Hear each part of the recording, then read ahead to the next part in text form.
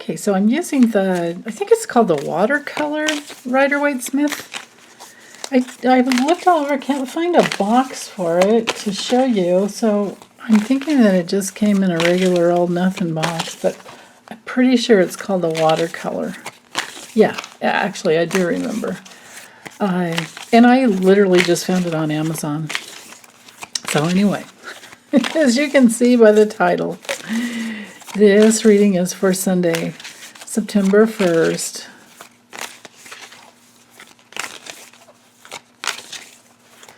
What am I saying?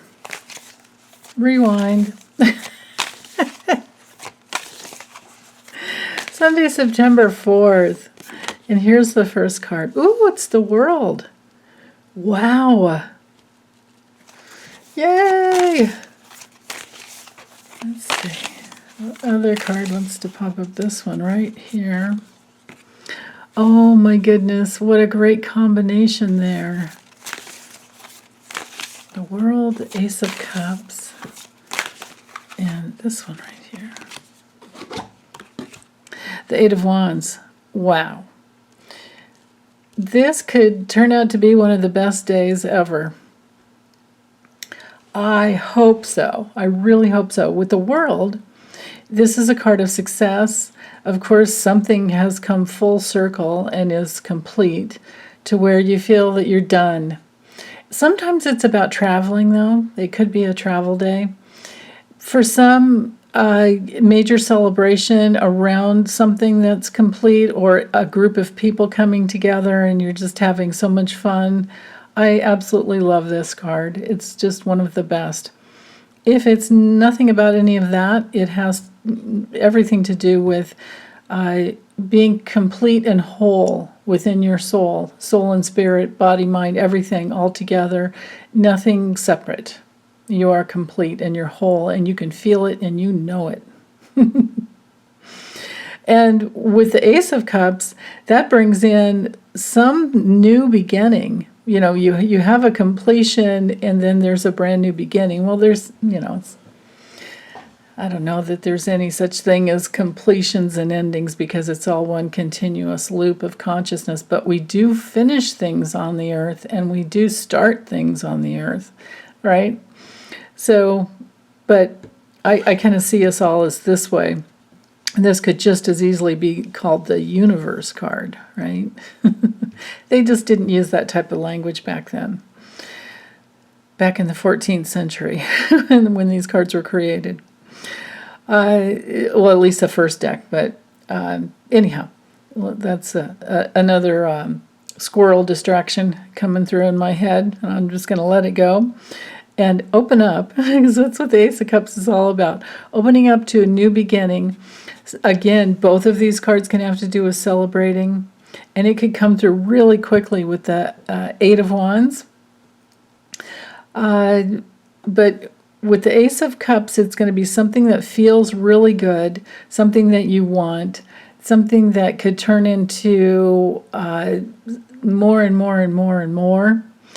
And it can just be coming from the heart, but I should never say just when it comes from coming from the heart and coming from your love, because that's the beginning of everything. It's the beginning of, on your spiritual path, it's all about opening your heart and being in your love and opening up to more and more and more. And you learn more about all the different aspects of love. Love is such a big concept. It's such a big, with our brains, we can never totally grok it. We just can't. It's so huge. But there are tons of different types of love. We have our personal love for each other and our, animals and the earth. And then we have impersonal love that is literally the love, the heart-opening love of being a part of the universe. And, knowing that every cell in your body is full of the universe. The universe is inside of you. When you get to this gateway and you've come through it, with the World card being an evolutionary gateway, you know that the universe is inside of you and that you are a part of the universe, and we're all connected. We are all connected. So knowing that on the spiritual level, a little spiritual reading here is knowing that can get you somewhere really fast. When you've come to this place, then things move much more quickly in your life. But on the mundane level, like I was saying, this could all be travel that you're really wanting to do and you're loving it. And because both of these cards here, bookending, have everything to do with travel. If it's nothing to do with travel, this can have to do with progress on some level. And I would think it's something that you really want to do with that Ace of Cups there in the middle. Yeah. Sometimes the Eight of Wands just brings in a lot of really quick changes. Because it can be spiritual energy, but it can also be, news that comes in. There could be some heart-opening news for the day for you guys that is really, really wonderful. So, okay, so that's the tarot version. Now, if you want to keep listening for a couple more minutes, I'll give you a little bit of astrology for the day. So we have the moon in Sag, and it's trining Venus. So it's a building, exact trine where the energy's building coming from, now it's 29 degrees Venus, mind you. It's going to move into Virgo tomorrow, or I think even later tonight, actually. Yeah, the Virgo Ingress is later. I think it's like 9:59, something like that, around 10 p.m. tonight, Pacific time. Anyway, Venus in the last degree of Leo is, they call it the anaretic degree. It is very full of love. It's kind of like putting the strength card in here. Or it's a lot like putting the strength card in here. Coming from the breadth and depth of your heart and courage, having that courage to share your love.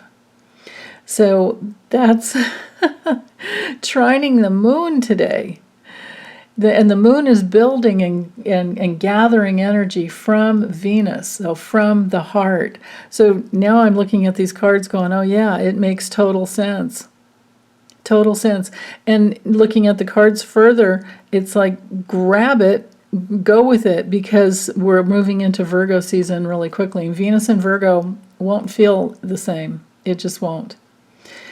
But, listen to the astrology reading for the week, and I have it time-stamped for the day so you can get a lot more information. But do what you can, open your heart, get everything done, and because, by Friday we're going to be in Mercury retrograde, and we're going to have the full moon in Pisces, which is really beautiful. But again, back to today. The sun is trining Uranus, so quick changes, even though this is more of a fire sign card.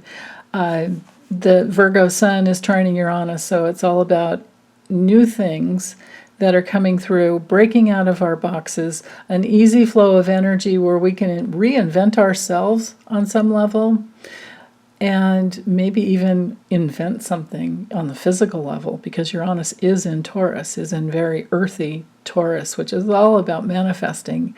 And it's about safety and self-preservation and all those things that we value and we care about.